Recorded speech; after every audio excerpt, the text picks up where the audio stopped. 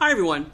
So this is a recording of a presentation that I was scheduled to do at a recent professional development session in my district. So we've recently adopted Responsive Classroom as a district initiative, and this presentation is basically some strategies, some thoughts and ideas about building up your morning meetings, which is an integral part of the Responsive Classroom model.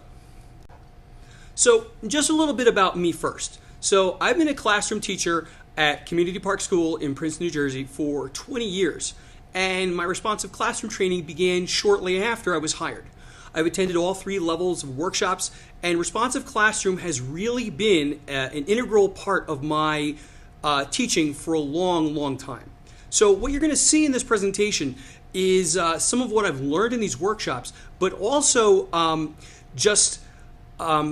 lots and lots of practice and reflection over the years. And I'm hoping that this is going to be beneficial for anyone who feels stuck or overwhelmed, or even for those who would like to start a morning meeting, but just don't know where or how to start just yet. So before we jump in, I really think it's important to understand the differences between routines and rituals in the classroom. So both of these things are important, but they serve different purposes. So routines are activities that create structure for students and help them build independence, which of course is the ultimate goal really in a classroom. Things like what students should do when they walk in the door in the morning, or how to turn in assignments, or how to line up. These are all examples of routines. Now, rituals are activities that help build that classroom culture, that help build the community. These are activities that help students make the classroom their own, things that help them feel a part of a whole. So morning meeting really ought to be a ritual. It's an important part of each day that the students look forward to. So then why is morning meeting so important? So, well, in those first 20 minutes or so of each day, you can do so much that will set the right tone and set your students up for success. So it's also an opportunity for everyone in the classroom to see and to be seen. So every student wants to be known, not just by their teacher, but by their peers. And we forget sometimes that there are many students in every classroom who can just fade into the background. Morning meeting helps share the spotlight. And in the same vein, morning meeting creates a warm and welcoming classroom environment where students can learn more about each other, which, in fact, research supports the idea that students are less likely to engage in bullying behavior the more they know about their classmates as people. So additionally, morning meeting gives students opportunities to practice social emotional skills, basic listening and responding in kind, having a conversation, greeting people, things like that. These are kind of things that we as adults kind of take for granted, but nowadays they really need to be explicitly taught to our students. Morning meeting provides an excellent space for these essential skills to be learned and practiced. So likewise, morning meeting also allows opportunities for teachers to observe students in less formal contexts. We often don't see them at lunch or at recess or in other social situations, but morning meeting can give you a window into different aspects of your students' behavior. So now here's what happens in the classroom before the meeting starts. So first, you want to have a brief morning message posted that your students can read that welcomes them to the classroom and gives them an idea of what to expect during the day. So here's an old image, this is almost 15 years old, of what it could look like. So now as students arrive, they should be carrying out their regular classroom routines, whatever they may be, handing in homework, hanging up coats and backpacks, that sort of thing. During this time, they can also respond to a question you ask in the morning message. It could be anything, academic related, it could be a poll, it could be anything. So here's an example of when I ask students to write an example of homophones.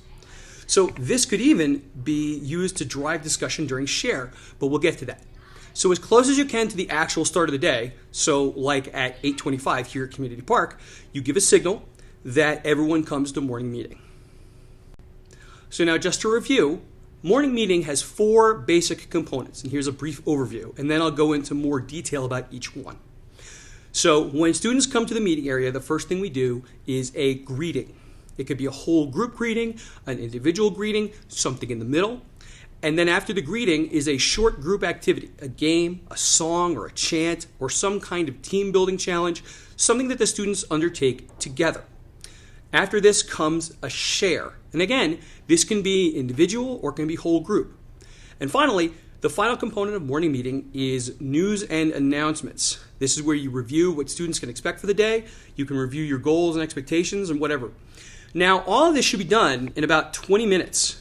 If you're just starting out or you're starting the year with a new class, don't feel like you need to do all 4 components at once. It is a lot. So I would start with the greeting first and the news and announcements. And then later on, when you and your students are comfortable, add in the activity and the sharing component last. So now let's talk about each of these 4 components a little bit more in depth.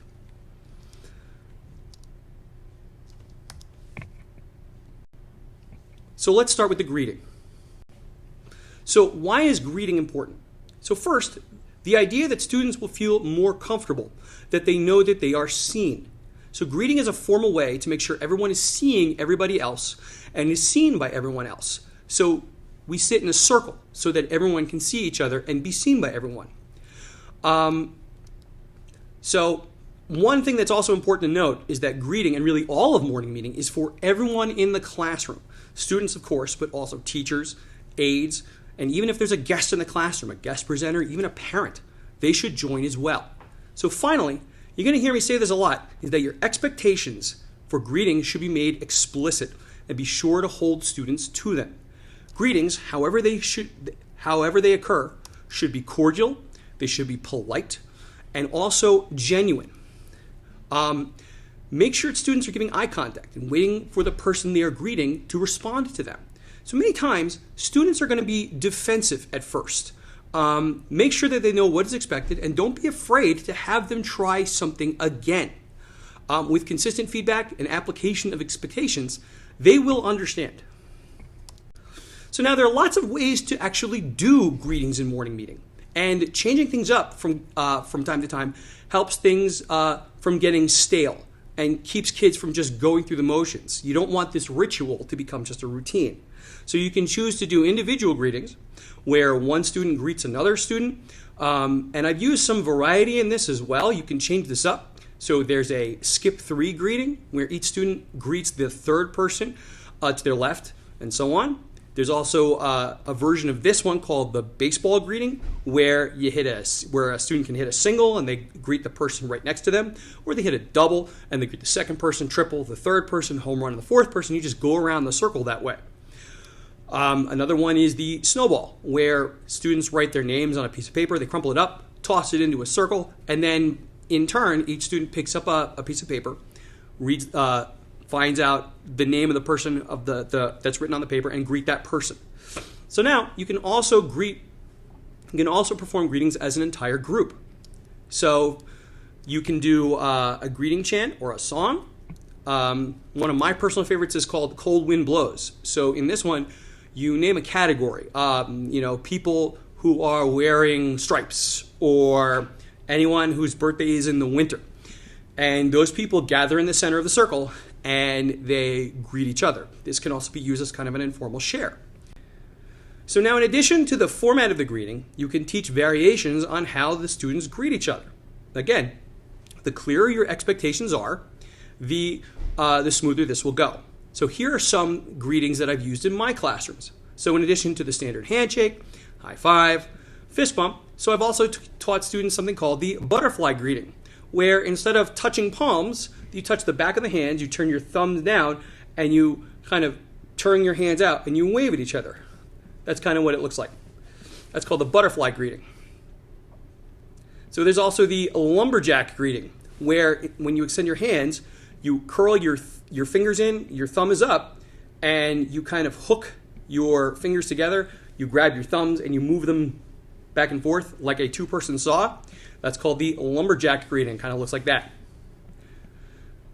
So now, if you're greeting when you're standing up, you can do a safe, like a hip bump. You can do a leg shake where you kind of reach down and shake the person's ankle. You can also add more variety by allowing the students to create their own greetings. Now, this personalizes for them. It makes it more their own. Just make sure that any student who create their own greetings, make sure they teach the rest of the class so it can be used by everyone. So now let's move on to activities. So the activity is important because first, it creates a sense of fun and community.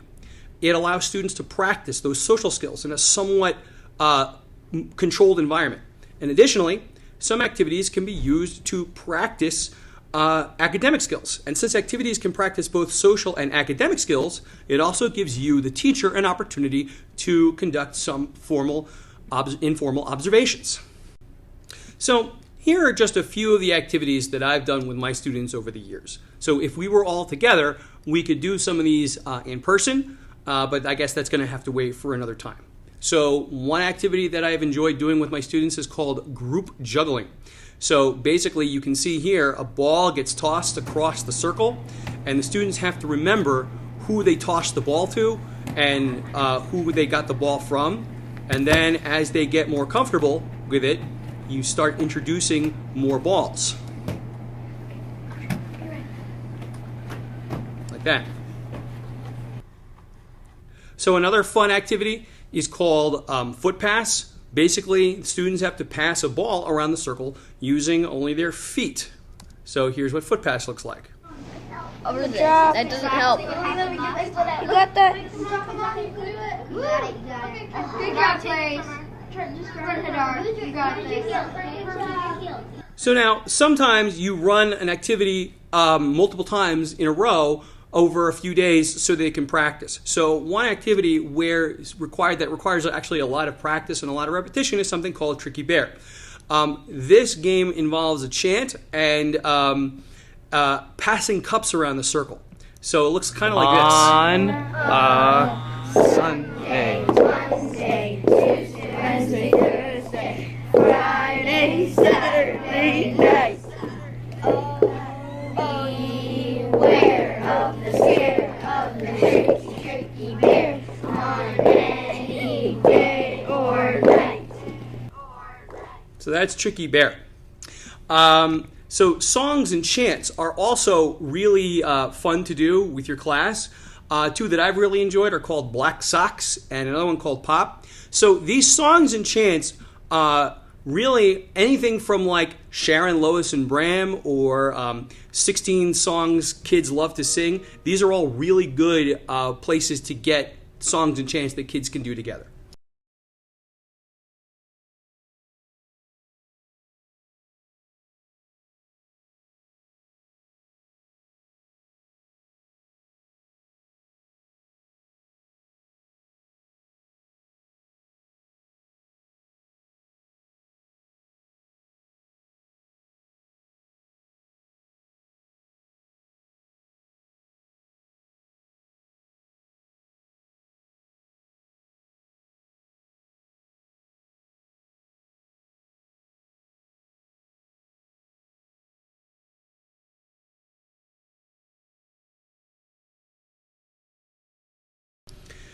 So now here are some activities that promote social interaction. So I know this is going to be a really long presentation if I go through all of these, but I'm going to show you at the end where I get a lot for them. So there's one called Kosiki, which is once upon a time might have been called Indian Chief, where one person starts a pattern, everyone follows the pattern, and a student leaves the room, and they try to guess who's got the pattern.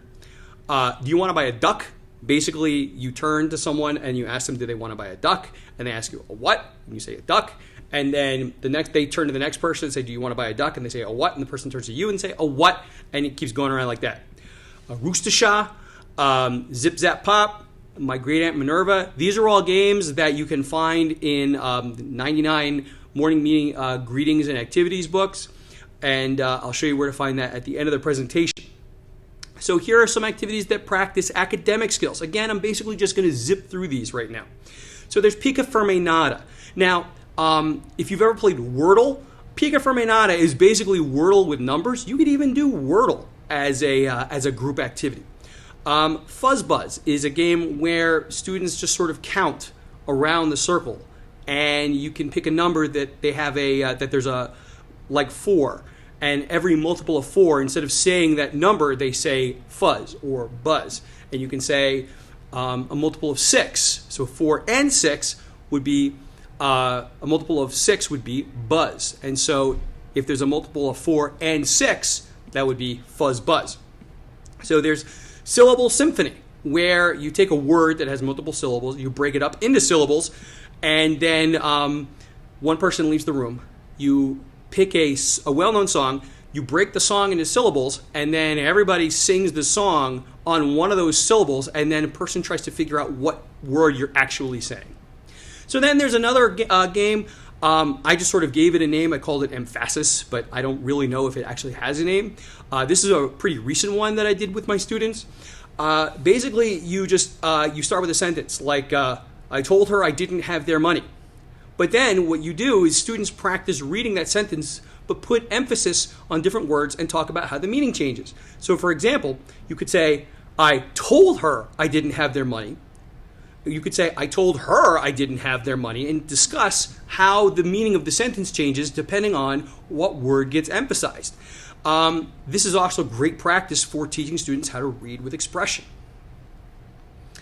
So now here are some things to remember with activities.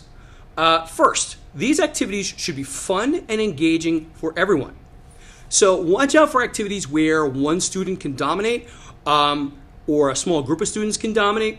So similarly, beware of competitive games or games where someone gets out. So look, competition can be okay, but consider, instead of having the students compete against each other, consider having them compete against the clock or against a previously established record. So another thing that you should remember is to reinforce and establish and reinforce clear and consistent expectations for every activity. For activities like group juggling, I practice what tossing looks like. If there's any game that has students moving around the room, remind them how to do that safely. It's a lot of work in the beginning, but eventually they generally do get it. So finally, you also have to be a bit of a clairvoyant. So you have to anticipate and address potential issues before they happen. Know your students and know what they potentially might struggle with before any activity starts, so you can kind of head it off at the pass. So now let's move on to the share. So sharing is a key component of a morning meeting because it gives you and your students a great opportunity to learn more about each other on a personal level. So a lot of behavior and discipline issues can be averted by teaching kids just to simply have a conversation with one another. So it's important to understand that sharing is different than a traditional show and tell, or what some have taken to call a bring and brag. And I'll show you how it's different. So just like with greeting, sharing can take many different forms. So the easiest and the least time-intensive kind is a group share. So you could pose a question. You could even pose it in your morning message. And students go around the circle and briefly weigh in on that topic. So now everyone should contribute, but you can always allow students to just say pass if they don't have an opinion. But again, you can observe and see, are there students who are constantly passing? So again, this is important to, keep it brief. So more time intensive, but giving you more opportunities to learn and observe, you can also do individual sharing. So this can take many forms as well. But I recommend only 1 or 2 students to do this kind of individual sharing at a time. So to involve all the students, here's a format that's been really successful for me. So you have a student that gives their share really in only 1 or 2 sentences, and then say, I'm ready for questions and comments. Like, for example, you might say, last week my family got a new puppy, and then say, I'm ready for questions and comments. Now, the other students fill in the details by asking the questions that allow the sharer to then fill in the details. What kind of dog did you get? How is it going so far? And you can also teach them about the idea between thin questions and fat questions. So the idea is you want them to talk more about it, but you have to ask questions to get them to talk more about it. So now a student could also give a comment about the first student's puppy, but not a story about their own puppy. You want to keep the focus on the person who is sharing. So again, modeling and reminding students about about expectations is key. So now finally, let's talk a little bit about the role of news and announcements. So the news and announcements component serves as a bridge from morning meeting to the rest of the day. You can set goals for the day here. You can review expectations. So if there's a behavior or something that you're working on as a class, you can set a goal for, something that you're looking for during the day. And if you're running a closing circle as well, that's a perfect time at the end of the day to review, did we accomplish our goals? Why or why not? So again, this is also the transition from morning meeting to the rest of the day. It provides a way for them to transition from morning meeting to the first academic period of the day. So now, I've thrown a lot at you in this presentation, and I know that it can sound overwhelming. So really, the most important thing is to just start. Just start with a greeting to start the day, and then build onto it as you go. It may be uncomfortable at first, but believe that you can do it. Your students are going to follow your lead. So to help you, here are some additional resources that you might find useful. So first, the Responsive Classroom website has a ton of articles. It's got printables that you can use. Now, if you're more of a visual learner, Responsive Classroom also has a YouTube channel where you can see examples of greetings, examples of activities, examples of how all of these things actually look. A lot of the activities and the greetings that I've learned over the years have come from books. So these two, especially the 99 Activities and Greetings and the Morning Meeting book, I actually have copies of these, and they should be in your school library or your professional library. Also, these two books are relatively new. They're 80 Morning Meeting Ideas. One is for K2, the other is for grades 3 through 6. So like I said before, a lot of the songs and chants that I use come from Sharon, Lois, and Bram. So here's their YouTube playlist. And I couldn't find a YouTube playlist for the 16 songs kids love to sing, but this is a listing on Amazon for like the kinds of songs that are there, and you can buy it if you want. So anyway, that's my presentation. So if you have any questions or thoughts or anything, please don't hesitate to reach out to me, and thank you so much for watching.